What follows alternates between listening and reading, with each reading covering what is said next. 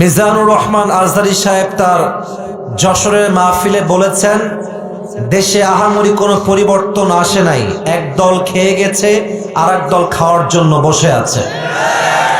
কে যেন আজহার নাকি মাঝার একজন আছে, আগে ওরা খাইছে এখন এরা খেতেছে না, কি বলছে না? আপনারা বলেন উনি কি কথাটা ভুল বলেছেন না ঠিক বলেছেন?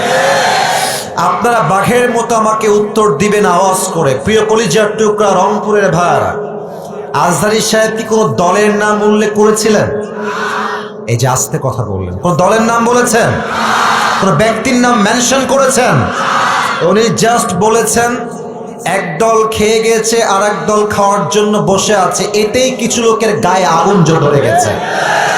আমরা কোনো দলের নাম উল্লেখ করি না। আচ্ছা, মনে করেন যে আজহারী সাহেব কোন দলের নাম উল্লেখ করেই ফেলেছেন, কোন দলের নাম এক্স্যাক্টলি মেনশন করেছেন, তো আমাদের কি জনগণ হিসেবে বাক স্বাধীনতা নেই? বলেন সবাই, আছে না নাই? যদি আমাদের বাক স্বাধীনতা কেউ কাটতে চায়, তাদেরকে আওয়ামী লীগের ইতিহাস মনে রাখতে হবে। যুবক ভাই আমার, তো আমি দেখলাম একজন নেতা, তার নামটা আমি জাস্ট বলেই ফেলছি, ছোট্ট নাম বলছি, দুদু সাহেব। উনি বললেন কোথাকার কোন আজহারি মাঝহারি মিয়া, আজহারি কি মাঝহারি?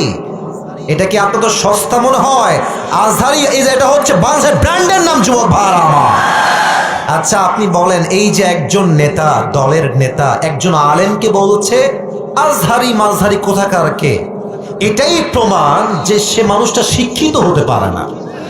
একজন শিক্ষিত মানুষ আলেমকে কথা বলবে পরিপূর্ণ শ্রদ্ধার সাথে, সম্মানের সাথে। রংপুরের ভাই আমার, আচ্ছা আপনি আমাকে বুঝায় বলেন, মনে করেন যে আজহারী সাহেব কোনো একটা কথা ভুলই বলেছেন, আমরা কারো অন্ধভক্ত নই, আমরা অন্ধভক্ত নই, ভুল হলে ভুল, ঠিক আছে, আপনি দ্বিমত পোষণ করবেন, এটার তো একটা আদব আছে, এটা সম্মান আছে। আপনি বলবেন যে আমাদের সকলের প্রিয় মিজানুর রহমান আজহারী সাহেব কথা বলেছেন, আমার মনে হয় ব্যাপারটা এরকম না হয়, এরকম হলে আরো ভালো হতো। আপনি রেসপেক্ট দিয়ে বলেন। আপনি যখন আজহারীকে মাঝহারি বলে গালি দেন, কলিজার টুকরা যুবকদের রক্তক্ষরণ শুরু হয়ে যায়। যুবক ভাই, তবে হ্যাঁ, একজন বললেন যে আজহারী সাহেবকে, আসেন আপনি রাজনীতির নাম লেখান, আপনি রাজনীতি করেন, আপনি ওই দলে যান সেই দলে যান, যশোরের মাহফিল আপনার ইউটিউবে আজকে সার্চ দিবেন, জুম করবেন যশোরের মাহফিলটা, ড্রোন ফুটেজ বা পেছনের ফুটেজ দেখবেন, যত মাহফিলে অডিয়েন্স এসেছে 95 যুবক ভাইরা সেই মাহফিলে এসেছিল।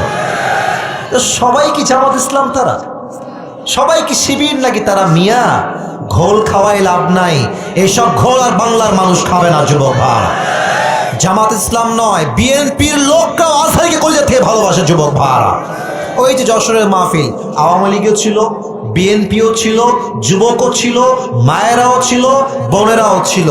অতএব আমাদের ভালোবাসা দলের জন্য নয়, জামাতের জন্য নয়, কোনো ব্যক্তির জন্য নয়, আমাদের ভালোবাসা একমাত্র কোরআনের ভালোবাসা, একমাত্র আল্লাহর জন্য ভালোবাসা এটা।